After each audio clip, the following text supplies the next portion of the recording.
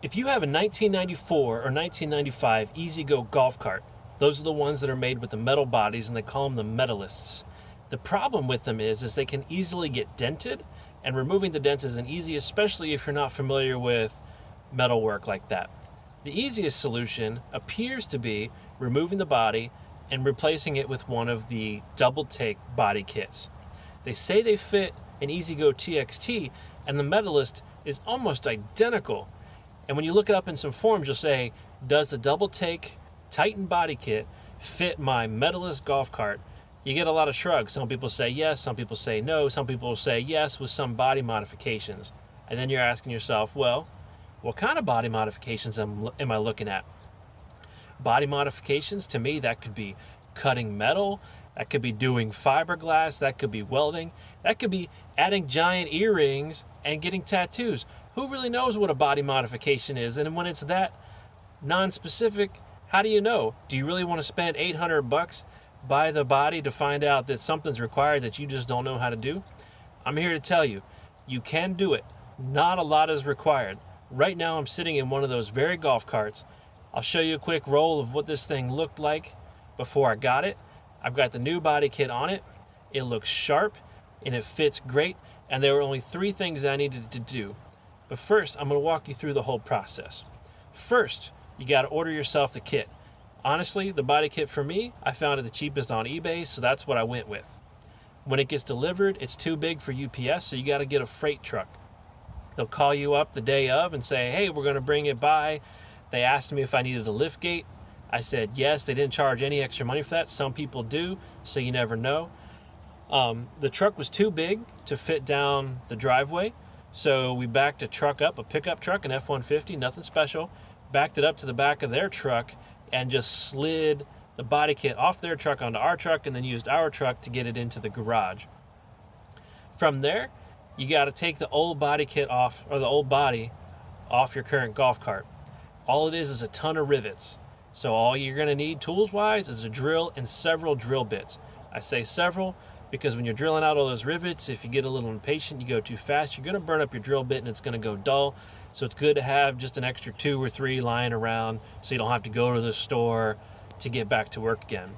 You get that body off, you put the new body on, it fits great. It came with all the rivets you'll need, and you can just do all the rivets right across the body just the same way they came off. All the holes line up. I didn't have to drill any new holes. It was perfect. To put the rivets on, you'll need a rivet gun. If you already have one, that's great. If you don't, I recommend going to Harbor Freight or some other place cheap, because you don't need anything fancy, but you're going to need a heavy duty one. 90% of the rivets you're going to put on are all small, and they work with just even the little red mini ones that everybody has. But there's going to be 4 rivets that are big and fat, and they're not going to fit into your little mini red one, and you're going to need a heavy duty rivet gun if you don't already have one.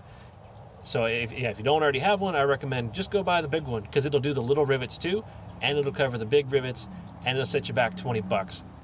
Totally worth having.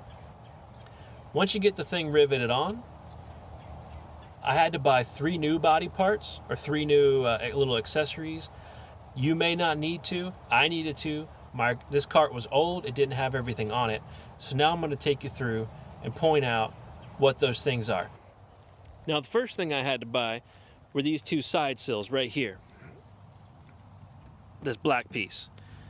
Yours might fit, but mine were so mangled up, I couldn't tell if they wouldn't fit because they were mangled or just because the design was a little bit off. But after you get the body on, you can put this on later. It'll still work just fine without it. The other piece I had to buy was this bumper right here. Now, it could be that the original came with the bumper, but then it was removed by the previous owner. I'm not really sure, so we had to do that.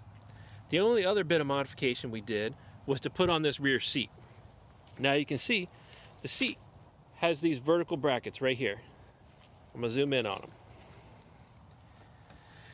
Now, this little square piece where there's the 2 bolts and there's a square holding them together, that's not standard. We had that made and then just spray painted it black. The reason for that is this bracket here in the bottom is actually supposed to go more into the corner, but it won't show up on the video. But this is like it's concave, like spherical, you know? So if we put this bolt in the hole that it's supposed to be in, which is, I'll get this dirt out of the way, and you'll kind of see those two little holes right there. The bolt's supposed to go through those, but because of this square bracket, what'll happen is we'd have to cut out this bit of plastic so that the square bracket could go down. And if we didn't cut it out and we bolted it up tight, it would just break a hole through the plastic. And we didn't want to take a chance of weakening the body, so instead we drilled out a new hole about 1 inch over, and then we compensated for that with this plate that has the two bolts 1 inch apart. In hindsight, I probably would just cut it out and just go for it, but just since this was the first time I'd ever did it, I didn't want to take a chance and ruin an $800 body. But as you can see, the cart looks great, works great, nobody'd ever know. Comes with the headlights, everything we needed, and I think it looks pretty sharp. And compared to what it used to look like, it's a whole world of difference.